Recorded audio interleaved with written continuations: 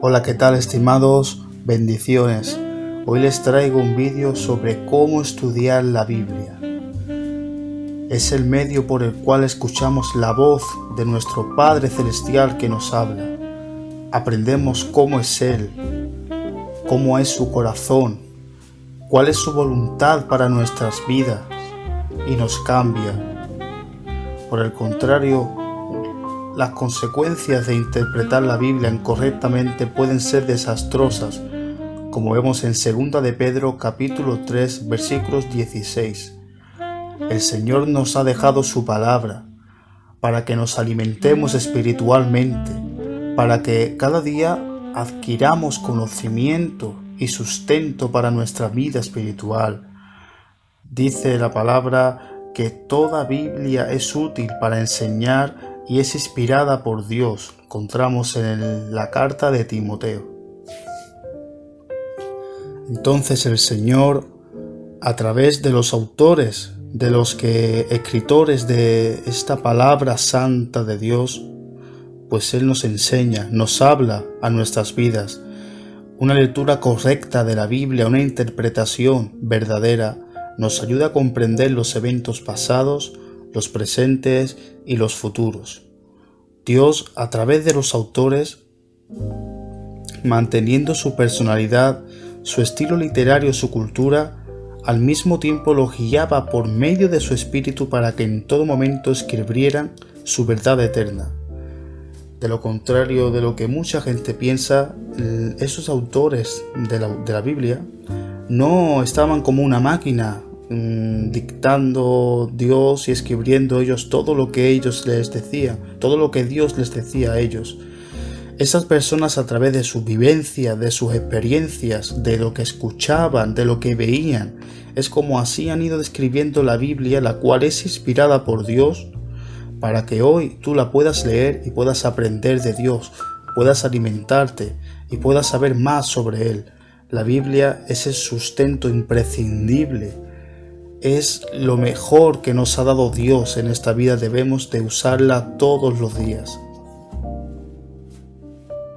Así que sin más, comenzamos con unas herramientas que os voy a enseñar, extraídas del libro Cava Más Profundo, aunque podremos encontrar infinidad de libros por los cuales aprenderemos a estudiar la Biblia. Y paso por paso, usando todas estas herramientas, entenderemos y comprenderemos mejor los pasajes bíblicos. Vamos a ello. En primer lugar, hablando de los autores, pues tenemos lo que es la intención del autor.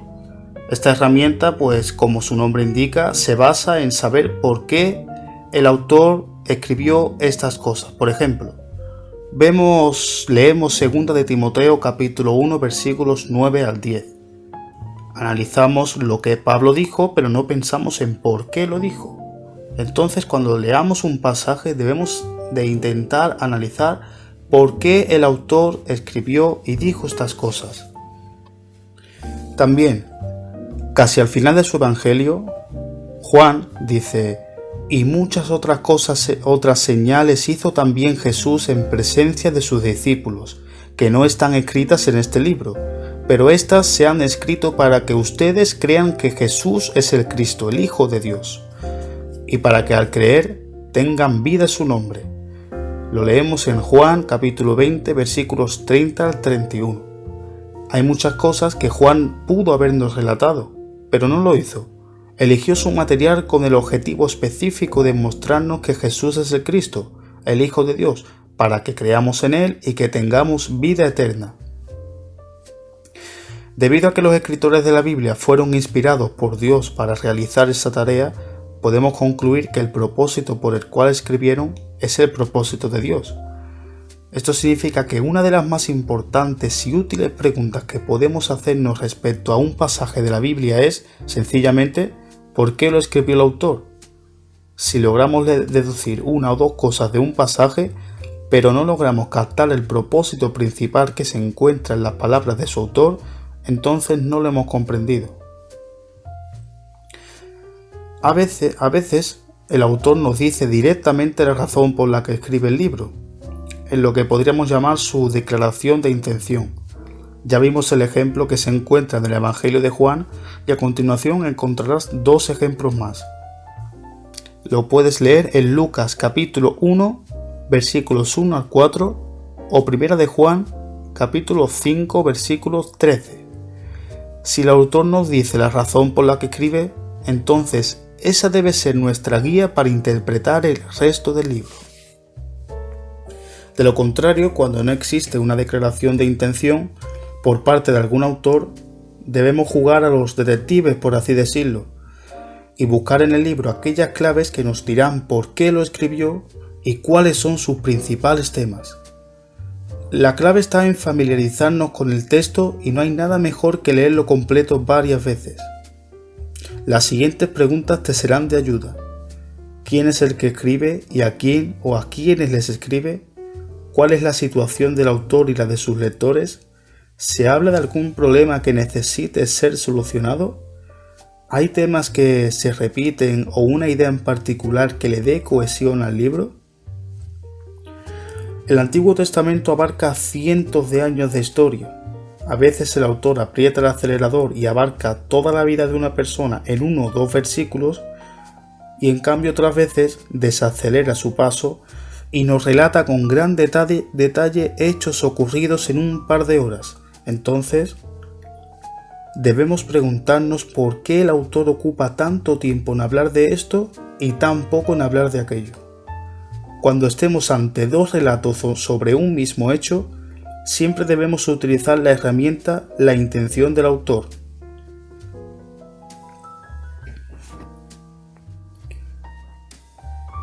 En muchos casos, Mateo, Marcos, Lucas y Juan, los autores de los Evangelios, narran los mismos hechos acontecidos en la vida de Jesús, pero cada uno los relata a su forma, por lo que es un error leer Mateo haciendo referencias cruzadas con la versión de Lucas, para luego llenar los detalles faltantes con lo que dice.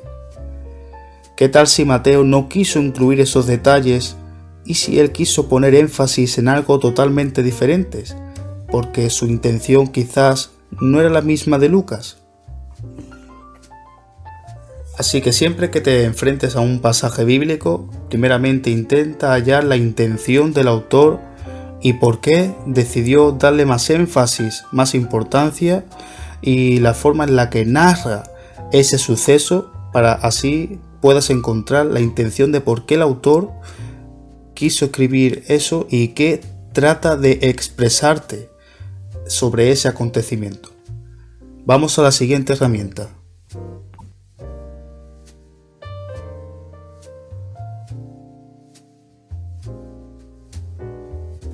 El contexto.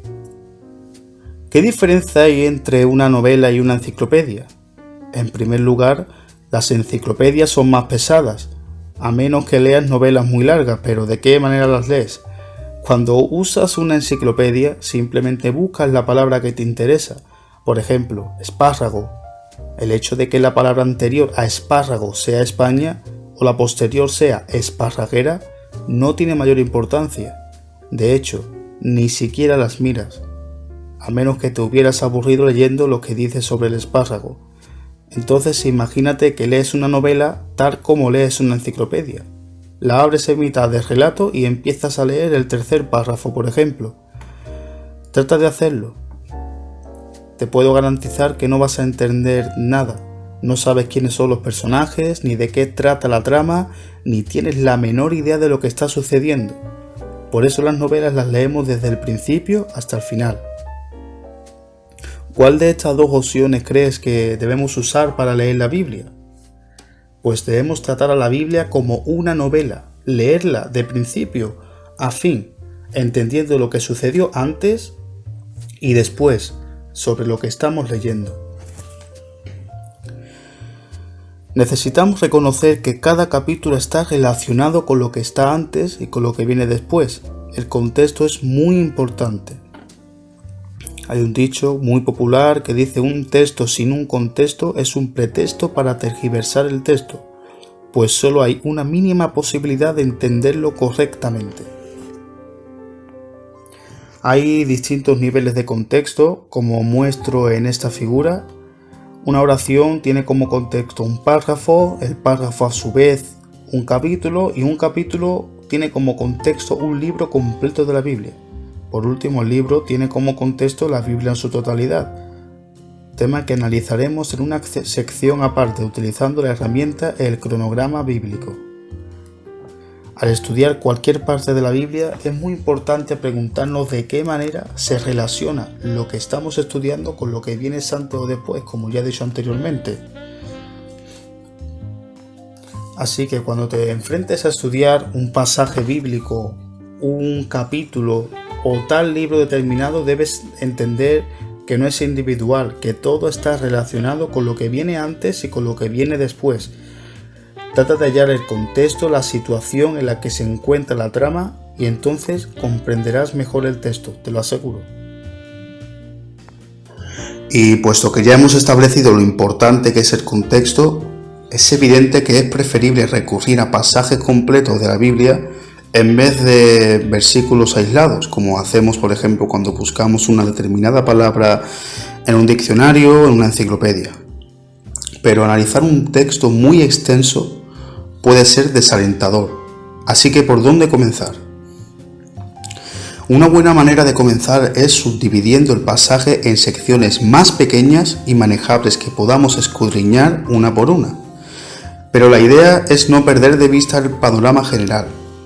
De otro modo volveríamos a terminar con versículos aislados sin lograr el objetivo inicial de ver un pasaje más extenso. La clave para estudiar las partes sin perder de vista el todo está en prestar atención a la estructura del pasaje, haciéndonos las siguientes dos preguntas. ¿En qué secciones dividió el autor su relato? ¿Cómo se enlazan estas secciones unas con otras?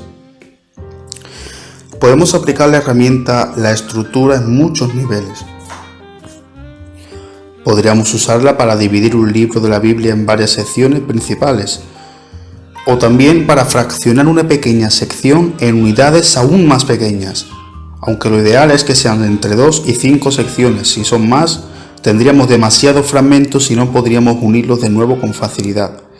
Entonces, la primera etapa consiste en tratar de averiguar de qué manera el autor hubiera querido que subdividiéramos el pasaje. No se dejen engañar pensando en que basta con fijarse en las divisiones que vienen en los capítulos.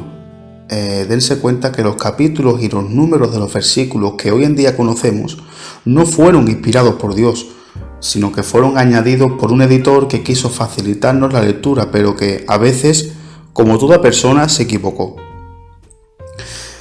A veces el propio texto contiene claves que indican claramente dónde se divide, como las hendiduras que muestran en qué partes se pueden partir más fácilmente los chocolates, por ejemplo.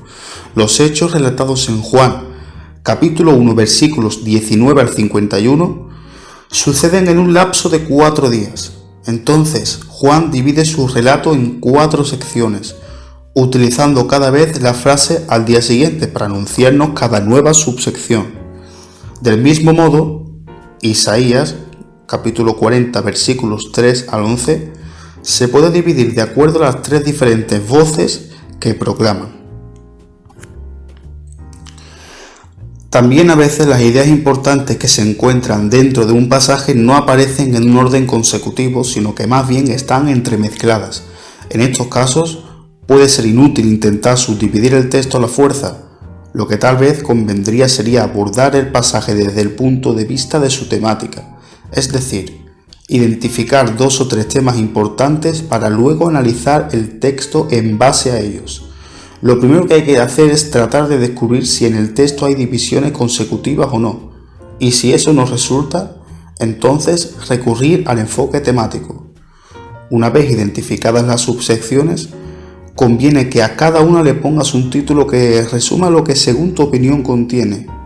Esto te obliga a adoptar una postura definida y a llegar a una conclusión concreta, y si más tarde cambias de opinión, pues lo modificas. El segundo paso esencial al utilizar la herramienta la estructura consiste en descubrir cómo se relacionan entre sí las secciones que subdividiste. En una carta Estas secciones diferentes podrían conectarse para formar un argumento, en tanto que en una narración podrían contrastarse o complementarse. Al analizar la manera en que el autor estructuró lo que estaba diciendo, podemos llegar a reconocer la idea principal, que es la que le da la unidad al pasaje. Una importante técnica estructural usada en la Biblia es la de poner una misma frase tanto al comienzo como al final de una sección, lo que te ayudará mucho a identificar la estructura de cada división del texto, como si se tratara de un par de sujetalibros. Por ejemplo, el libro de Romanos empieza y termina del siguiente modo. Romanos capítulo 1 versículo 5. Es por medio de él que hemos recibido la gracia y el apostolado para promover la obediencia y la fe entre todos los gentiles por amor a su nombre. Y Romanos 16, 26, pero que ahora ha sido manifestado, y por las escrituras de los profetas conforme al mandamiento del Dios eterno, se ha dado a conocer a todas las naciones para guiar a la obediencia de la fe. Además de proporcionar una simetría poética, los sujetalibros indican que todo lo que hay en medio de ellos está relacionado. Esto puede servirte de ayuda cuando intentes dividir un libro en secciones. Por ejemplo, una extensa sección del libro de Números comienza y termina con dos referencias a las hijas de un hombre llamado Zelofehad. Lo encontramos en los capítulos 27 al 36. Dentro de esa herramienta nos resulta muy útil hallar los quiasmas. ¿Te acuerdas del cuento de los tres cerditos? Donde el lobo sopla tratando de destruir la casa de paja, luego la casa hecha con madera y finalmente la casa hecha de ladrillos. Es la típica historia que alcanza su punto más alto al final. Por lo general es en la última oración donde se encuentra el remate. Pero en el hebreo acostumbran poner esta frase clave en el centro del relato. Entonces, las demás secciones del mismo se organizan en pares, siguiendo un patrón simétrico alrededor de tal centro. Técnicamente, a este patrón se lo llama quiasma, y podemos encontrar un ejemplo de él en el relato de la Torre de Babel en Génesis 11. Les aconsejo que lo lean. Una vez que identificamos el quiasma, observamos que la frase central es «El Señor descendió». Ese es el punto decisivo de la historia. El escritor usa esta estructura para subrayar el hecho de que la orgullosa conquista humana es detenida al instante por la intervención divina. Y continuamos con otra herramienta más, las palabras conectoras. Entre ellas se encuentran sí, entonces, por consiguiente, por esta razón, etc.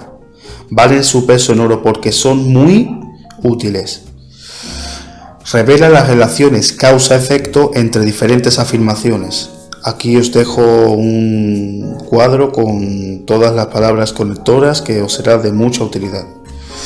Entre las más usadas en la Biblia encontramos por qué y por tanto, que son palabras que muestran el flujo de pensamiento aunque ambas nos señalan direcciones opuestas.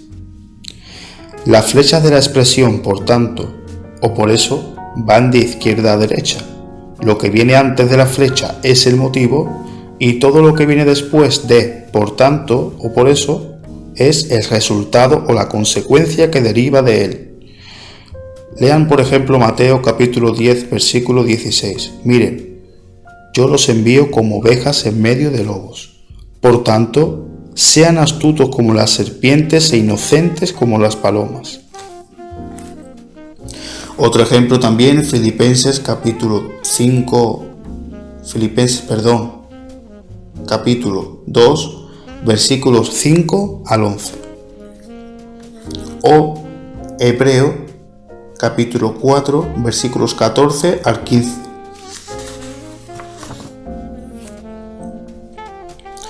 Palabras semejantes a por tanto, pues podemos encontrar por consiguiente, por esta razón, así, o a por qué, que es al contrario, pues puesto que, ya que.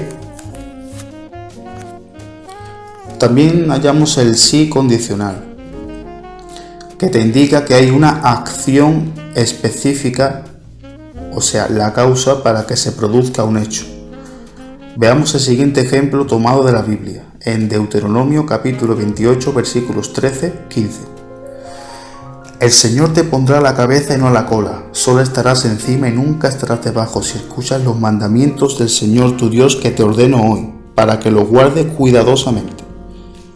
Si prestamos atención, encontramos si escuchas los mandamientos del Señor tu Dios. Estos versículos son un ultimátum para el pueblo de Israel. La condición para recibir las bendiciones es que cumplan el pacto hecho con Dios. También podemos encontrar de modo que, o de manera que introduce el resultado de algo, como podemos ver en Lucas capítulo 11, versículo 47 al 48.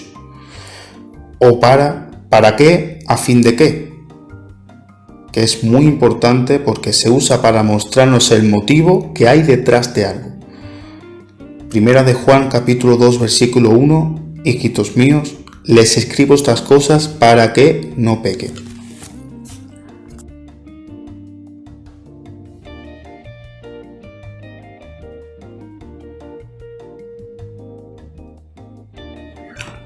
Proseguimos con los paralelos, una herramienta más. Leamos ahora Salmos capítulo 24, versículos 1 al 2. Del Señor es la tierra y todo lo que hay en ella, el mundo y los que en él habitan, porque Él la fundó sobre los mares y la asentó sobre los ríos. ¿Notan cómo las dos mitades de cada versículo establecen un paralelo entre sí? La tierra es lo mismo que el mundo, y la fundó sobre los mares es equivalente a la asentó sobre los ríos. En ambos casos se repite dos veces una misma cosa, aunque con palabras un tanto diferentes. Esa es la forma hebrea de hacer poesía. Una vez que te acostumbres, la encontrarás tan bella como una rima. Estos paralelismos son agradables porque son poéticos, suenan bien, pero también pueden sernos muy útiles para captar el significado de un pasaje. Para empezar, nos da dos oportunidades para entender algo. Si no lo captamos a la primera, la expresión en paralelo puede ayudarnos a entenderlo a la segunda. Por ejemplo, en Isaías 55:6 les pide a sus oyentes: busquen al Señor mientras puede ser hallado. Es probable que no entiendas a qué se refiere. ¿Cómo se hace para buscar a Dios? ¿Dónde se supone que debo buscar? Pero el versículo continúa diciendo: llámenlo en tanto que está cerca. Se hace un paralelo entre busquen al Señor y llámenlo, es decir, para buscar a Dios debemos llamarlo en oración y pedirle que nos ayude. La identificación de expresiones paralelas nos puede ayudar a desentrañar otros versículos complejos de la Biblia, aun cuando no sean poesía propiamente como tal. Así que te aconsejo que cuando leas la Biblia compares diferentes versículos consecutivos que se siguen uno de otro, y si encuentras un paralelismo te será de mucha ayuda. Te aconsejo leer 2 de Timoteo capítulo 2 versículos 11 al 13 y ahí intenta reconocer el paralelismo. Continuamos con la siguiente herramienta. Con la siguiente herramienta, el comentario del narrador, también nos puede resultar muy útil porque es cuando encontramos que a veces el autor, el narrador, interrumpe la narración, lo que está sucediendo, para ofrecernos un breve comentario sobre lo que está sucediendo, para darnos una explicación y facilitarnos el poder entender el suceso. Podemos encontrar un ejemplo en Mateo capítulo 2, versículos 13 al 15. La última oración no nos dice nada más sobre lo que sucedió, sobre los hechos en sí, pero nos da la explicación de Mateo sobre lo acontecido. Mateo nos dice que al llevar a Jesús a Egipto, aparte de salvarlo de la espada de Herodes, se estaba cumpliendo la promesa del Antiguo Testamento, que se encuentra en Oseas capítulo 11, versículo 1, de que Jesús vendría de Egipto tal como lo había hecho Israel durante el Éxodo. Sin más, esta herramienta pues la he resumido así, no tiene mucha complicación, pues es una de las más fáciles. Simplemente es hallar la narración, la explicación del autor que encontramos en diversos versículos, diversos sucesos de la Biblia. Hay otros hechos donde ya tienes que intentar analizar tú lo que está sucediendo, y en otras veces el autor te facilita una breve explicación sobre lo que está sucediendo. Vamos a la siguiente herramienta. El vocabulario. Al leer la Biblia, también depende de cada traducción, que será la siguiente herramienta que explicaremos, pues nos encontramos con algunas palabras que usamos muy poco en nuestra vida diaria y que son esos términos técnicos bíblicos que podríamos llamar las grandes palabras de la Biblia. Veamos, por ejemplo, este versículo de la epístola de Pablo a los Colosenses. Porque Él nos libró del dominio de las tinieblas y nos trasladó al reino de su Hijo amado, en quien tenemos redención, el perdón de los pecados. Se encuentra en Primera de Colosenses, capítulo 13, versículo 14. Colosenses, capítulo 1, versículos 13 al 14. La palabra redención aparece varias veces en la Biblia y tiene un significado especial que es importante que conozcamos. Lo mismo ocurre con la palabra reino. Lo mejor es consultar primero un diccionario bíblico. Siempre es recomendable tener un diccionario bíblico a mano, o hoy en día pues tenemos las herramientas de internet, y os dejaré abajo links para que podáis tener a mano diccionarios bíblicos. El artículo redención en el nuevo diccionario bíblico dice que significa la liberación de algún mal mediante el pago de un precio. Aunque en la Biblia pues muchas veces nos podemos encontrar palabras que según el contexto pueden significar una palabra, pueden tener un significado u otro. Así que no debemos suponer que la Biblia utiliza las mismas palabras del mismo modo que lo hacemos nosotros. Pues a veces también una misma palabra puede ser utilizada de maneras diferentes por varios autores o por el mismo autor en distintos contextos. Véanse los ejemplos de Judas capítulo 1. Judas usa la palabra llamados para referirse a quienes son guardados para Jesucristo. Y nosotros pues podríamos interpretar llamados como las personas a las que Jesús llama, de la forma más literal posible. Otra que también me parece muy interesante y muy importante son los nombres. Más adelante publicaremos un vídeo sobre una profecía bíblica que se encuentra a través del significado de los nombres, pero ahora quiero decirte, para dejarte claro, que todo nombre que encontramos en la Biblia tiene un significado, pues estos nombres proceden del lenguaje hebreo, lenguaje arameo, lenguaje griego, y en español pueden tener un significado. Siempre debemos tener presente que Dios le puso un nombre a cada persona porque tenía un significado en concreto. Hay algunos nombres como Icabod, que significa sin gloria. Se encuentra en 1 de Samuel 4:21, o Maher Salah Hasbad, que sí nos dará dificultades a la hora de matricularnos en el colegio. Es un nombre un tanto raro, pero significa veloz, es el botín, rápida la presa, que se encuentra en Isaías capítulo 8 versículos 1 al 3. Así que podemos encontrar palabras que significan pues nombres que significan palabras, o nombres que pueden significar ideas o expresiones. Pues la más conocida pues es Jesús, que significa Señor salva o Salvador. Así que con este hecho pues te quiero decir que siempre que encuentres una palabra que no te cuadre muy bien el significado que puede tener dentro de ese contexto, lo consultes en el diccionario y halles el significado que la Biblia, el autor, en ese momento le está dando. Proseguimos.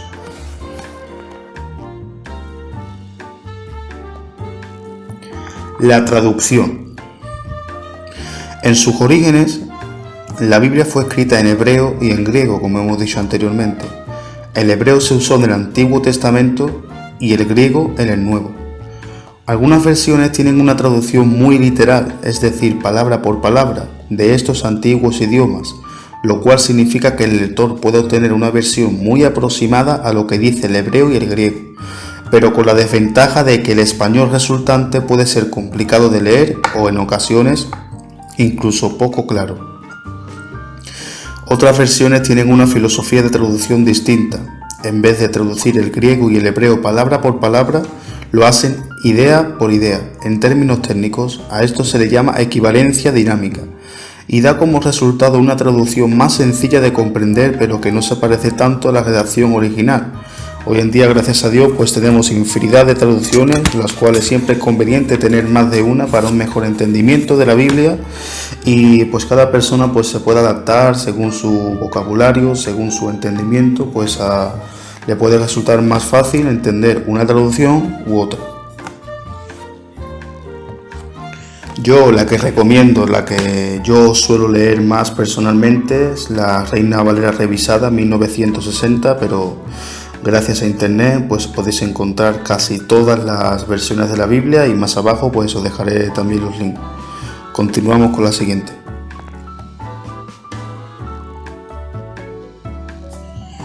En la siguiente herramienta, el tono y el sentimiento nos hace recordar que al leer la Biblia no solo debemos poner atención a lo que se quiere decir, sino también a cómo se dice. No debemos reducir la riqueza de la literatura bíblica a una simple lista de afirmaciones lógicas. Debemos estar alertas al tono del autor, sumergirnos en el retrato que hace de los hechos de modo tal que se despierte nuestra imaginación y se involucren nuestras emociones.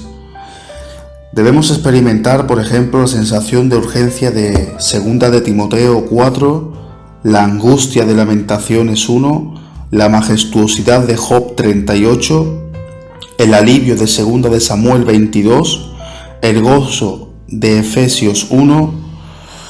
Puede ser que no sea muy propio de nuestra cultura, pero a veces está bien llorar cuando leemos la Biblia. Y cuando los salmos nos dicen que gritemos de alegría, tal vez también deberíamos hacerlo.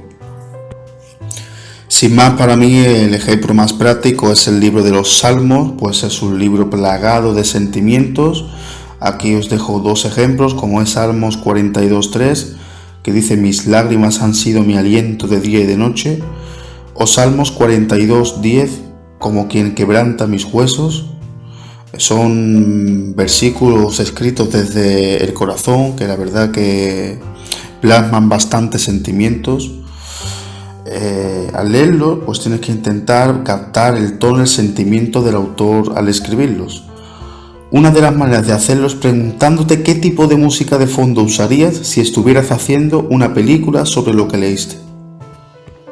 Entonces te aseguro que si eres capaz de analizar el sentimiento, el tono con el que el autor en ese momento escribía, te ayudará a entender mucho más el contexto y el significado de lo que quiere narrar. Continuamos. En la siguiente herramienta, la repetición, vemos que es uno de los recursos que utilizan los escritores de la Biblia para atraer nuestra atención o asegurarse de que no pasamos por alto algo importante, es decirlo más de una vez. De eso se basa. Entonces, siempre que veamos aparecer una y otra vez una misma palabra o frase, debemos prestar especial atención, pues está claro que si el autor lo ha repetido es porque quiere que nos fijemos en ello, y es muy importante que sea el punto central de lo que está diciendo. Veamos el siguiente pasaje de Juan 6, donde Jesús explica el significado de la alimentación de los 5.000. Os aconsejo leerlo. La idea principal del pasaje se hace evidente. Jesús puede darnos vida eterna. De hecho, si eres listo habrás notado que hay otro elemento que se repite y es el hecho de que Jesús desciende. Uniendo todos estos elementos podríamos decir que Jesús descendió del cielo para darnos vida eterna. Aunque no solo se pueden repetir palabras, sino también ideas, expresiones, etc. Esta herramienta pues es bastante simple. trata de que cuando veas que hay una repetición, que el autor repite varias veces una expresión, una idea, una palabra, trates de analizar por qué lo hace y de meditar sobre ello, sobre lo que el autor quiere que tú entiendas. Seguimos. La cita y la alusión. Los autores más recientes, por ejemplo Pablo, podrían citar a otros más antiguos, como a Moisés, para explicar y respaldar sus palabras. A veces citan solo unas cuantas palabras y si quisieras podrías buscar todo el párrafo o capítulo para captar su contexto. En realidad, siempre es buena idea buscar el contexto original de una cita, como ya hemos explicado anteriormente, sobre todo si la idea del escritor más reciente no es solo que tengamos en cuenta las pocas palabras que ha citado, sino también la sección completa de donde provienen. Muchas Biblias modernas nos dan las correspondientes referencias cruzadas en una nota al pie de página. Por eso siempre es conveniente tener una Biblia, que la mayoría lo tienen, que contenga reflexiones cruzadas al pie de página, como el ejemplo que os muestro aquí en esta presentación. Os dejo el ejemplo de Lucas capítulo 4 versículos 16 al 21, donde hace una alusión a Isaías 61. Jesús hablaba y aplicaba la profecía a su propia persona, diciendo yo soy el Mesías, usándose de las profecías de Isaías. También podemos encontrar otras alusiones que son más difíciles de identificar porque no hay nada que nos diga que se está mencionando otra parte de la Biblia. En ninguna parte dice cómo está escrito o dice en o con esto se cumplieron las palabras de, nada parecido. O sea que lo conveniente es que te conozcas la Biblia enteramente para que así cuando veas esta alusión sepas a qué se está refiriendo. Claro está que nuestro problema es que no la conocemos lo suficiente como para reconocer estas alusiones. En esos casos, una Biblia con referencias cruzadas es muy útil al respecto, pero de todos modos es importante que conozcamos mejor la Biblia. Siguiente herramienta, el género. Géneros podemos identificar terror, del oeste, de humor negro, románticas, documentales, etc. El género es una manera de clasificar los medios de comunicación según su tipo o estilo, en vez de clasificarlos por su contenido o argumento específico. De la misma manera, en la Biblia hay muchos géneros: canciones, profecías, proverbios, lamentos, visiones, discursos, parábolas, narraciones históricas. Identificar el género es muy importante y muy útil, ya que de ello depende cómo se interpreta un pasaje. En el Salmo 22, cuando David dice «soy derramado como agua», no está describiendo un milagro en el cual su cuerpo se haya vuelto líquido, sino que estamos ante una poesía, plagada de referencias metafóricas, de modo que no debemos interpretarla literalmente. Por otra parte, cuando leemos en los evangelios que la tumba está vacía, se refieren a que físicamente no hay nada en ella. La resurrección de Jesús no es una metáfora. Lamentablemente no hay una manera de identificar con un 100% de precisión a qué género pertenece un pasaje. En ocasiones hay pasajes como Génesis capítulo 1 que son difíciles de definir, pues no existe acuerdo respecto a si la creación en 6 días se refiere a un periodo de tiempo de 24 horas cada día o si se trata de una manera poética de referirse al esmero y orden con el que Dios hizo el universo. No obstante, la mayoría de las veces el género es bastante evidente y es fácil de identificar. Una vez que decidimos a qué género pertenece un texto, hay 2 principios generales a seguir. 1. Cuando un hecho es presentado como una verdad histórica, detente a pensar en que se trata de algo que realmente sucedió. 2. Cuando un hecho es presentado como una metáfora, no te bases en él para hacer disparatadas predicciones acerca del futuro, como si fuera algo literal y físicamente cierto. Así que en función del género del que halles que se trata un texto de la Biblia, un capítulo o un libro, debes de interpretarlo de una manera u otra. Continuamos. Siguiente herramienta, la imitación.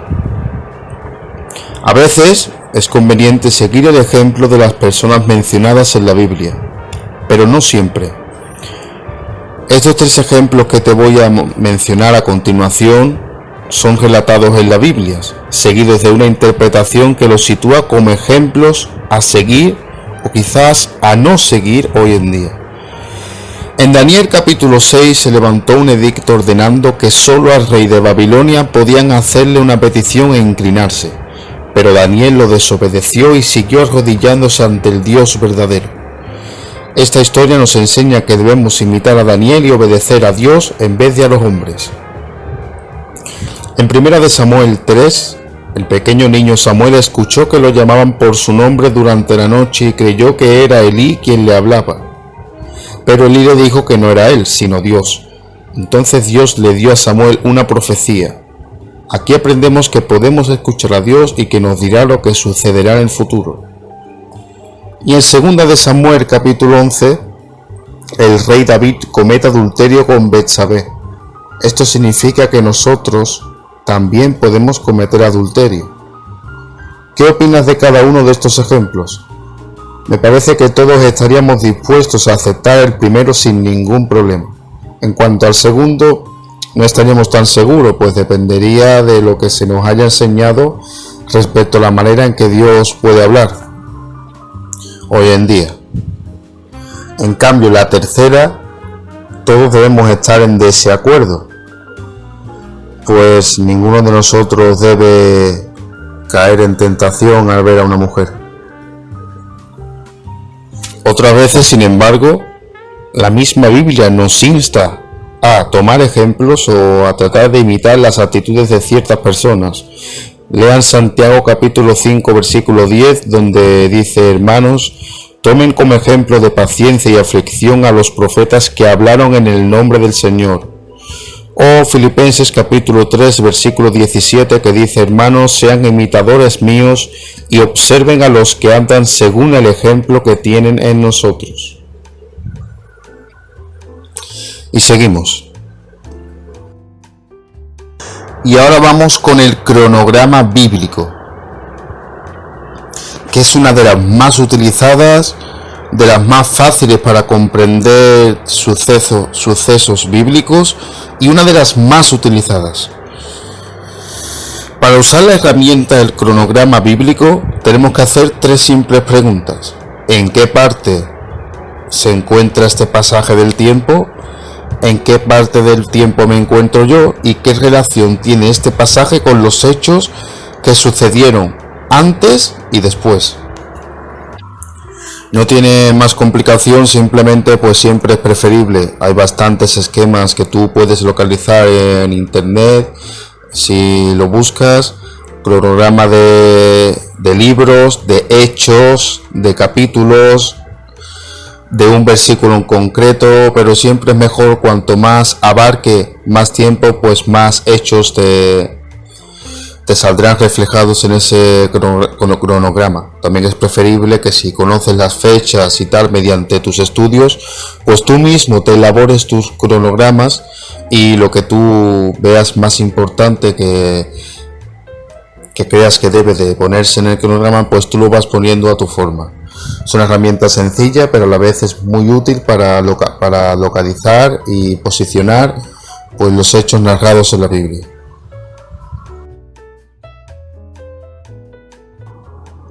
Siguiente herramienta: ¿quién soy yo? Puede ser una herramienta similar a la de tratar de imitar a los personajes o al cronograma bíblico, pues al tratar de ubicarnos sobre qué parte de la historia pertenecemos nosotros. En esta herramienta nosotros debemos tratar de identificarnos como el personaje principal de todos los relatos, es decir, que todo está relacionado conmigo y con mi vida. Un ejemplo muy práctico es, del cual quiero realizar un vídeo también, Moisés atravesando el Mar Rojo. Lo podemos adaptar a nuestra vida de tal forma que el Mar Rojo que se nos pueda presentar en nuestra vida son los problemas, pero a través de Dios alzamos la vara y con fe, con la ayuda y el poder de Dios podemos atravesar todo obstáculo que se nos presente en nuestra vida. Es una forma muy práctica de aplicar la palabra de Dios, ese suceso bíblico, para aplicarlo para nuestras vidas. También mencionamos el ejemplo de David y Goliat, como si nosotros fuésemos David.